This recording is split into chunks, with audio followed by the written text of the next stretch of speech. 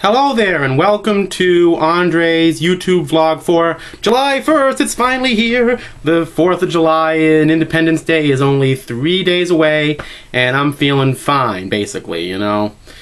I got my little cool jazz Greek sailor type of Dizzy Gillespie hat on that I got for my 30th birthday in Tarpon Springs last year, and underneath it is my new haircut. See that? My little summer do. And I got some redecorating going on in this house, and let me show you some of that while I'm right with it.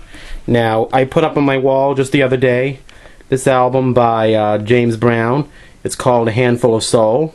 It's one of my favorite album covers. The album's a little, nicked up, but that's okay. And on my wall, I got some new artwork up there. See that? And over here, I have a poster of Jill Scott for her new album, The Light of the Sun, that came out on the day of the summer solstice.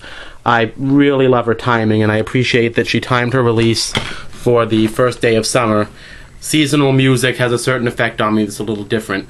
Also, lately, I've been thinking a lot about, America being as the 4th of July and people that I think are inspired Americans, and one of them is Gil Scott-Heron, the Black Bob Dylan, as it were, and I really appreciate his work, and I've been listening to a lot of his records lately, like this one here, 1980, that I just got on CD.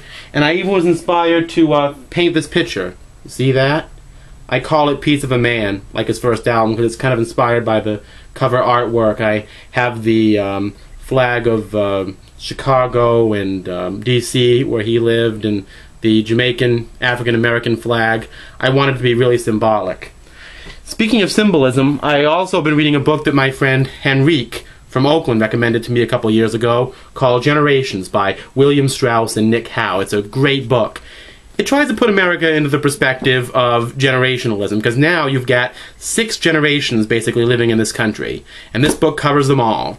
There's members of the GI generation, the people who fought World War II. There are the silent generation, the most fascinating people. James Brown, member of the silent generation, who were born in the 20s and up through the 1930s and early 40s, who were teenagers during the war and children during the Depression, and who started rock and roll. John Lennon was also a silent generation guy. And then you have, after that, of course, the boomer generation, and that they're one of the most famous generations of all time. And then after that come what they call the 13th generation. People call members of that Generation X, Y, so on and so forth, but that includes me as well. And they're what is known as the reactive generation.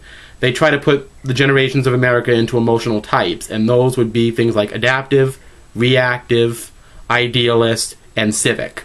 And basically, I guess reactive people means they tend to react more to events instead of setting them, I suppose. Where a civic generation might be willing to build the world, but they don't quite have the soul. Now, an idealist generation like the baby boomers don't always have the skills to build things, but they often do seem to have that heart and that need for change. And this book really makes a great point about America, that in a society like we have now, with many, many generations living together, it's important, like Wynton Marsalis says in the Ken Burns movie Jazz, which I love very much, that even if we don't like each other, even generationally, we need and have to deal with each other. And I think right now in my life, that's what I feel America is all about. Happy Independence Day, everybody. Enjoy.